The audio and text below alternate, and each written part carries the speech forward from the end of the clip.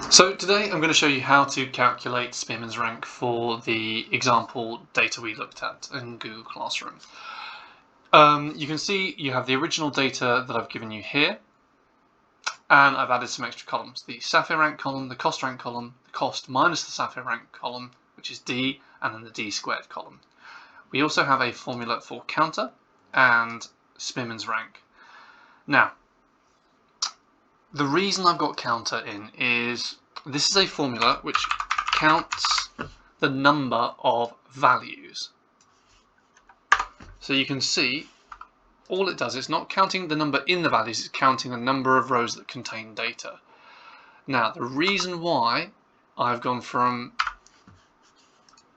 A2 to A21 is because this grey bar, if I right click it and insert, I can insert an additional row. Now if I go 20, this formula will automatically update here, saying there are now 20 rows worth of data.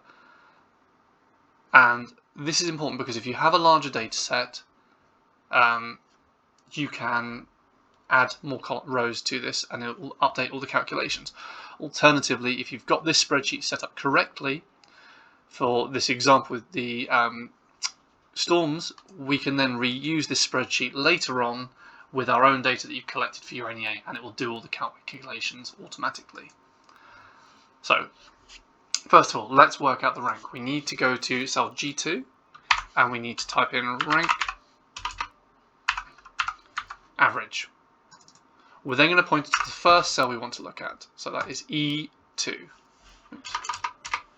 Rank average E2. We then point it to the range of data we want to look at. I'm going to go from E2 to E21. Notice it's going into that grey line so we can update the spreadsheet later automatically if we need to. We then need to specify it being ascending order, and then we can close off that formula.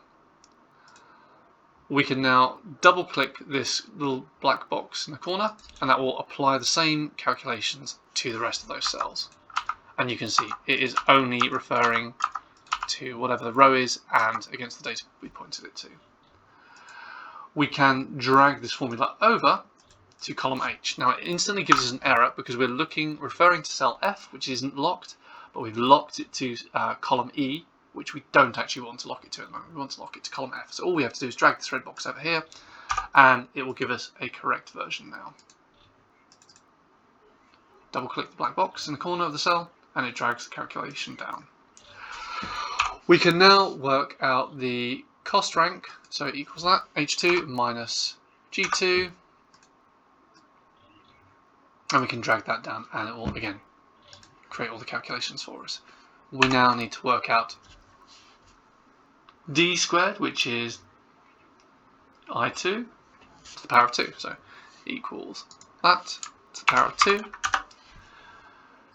We can now drag that down and you can see it has given us a range of D squared values and the sum of which would be 843.5. So now we're ready to actually do the Spearman's rank calculation. So we will go equals 1 minus open bracket 6 times the sum of D squared. Note that I have locked the cells and I've extended it down to that grey bar, so if we insert more data later, the formula will continue to update. Over, we're then going to point it to the counter.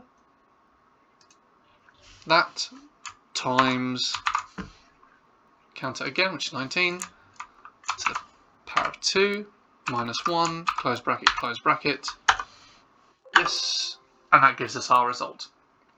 This gives us the Spearman rank correlation coefficient. We then need to determine whether this value here is significant at the 95% confidence level for 19 data points. So you'd need to look up a table of data online, which is the confidence interval values for Spearman's rank, and you would then find that for 19 data points, this result correlation coefficient would not be significant. Now, what I'm going to do for the purposes of if you were to collect more data in your NEA, you might insert a row here. This would be column 20, storm,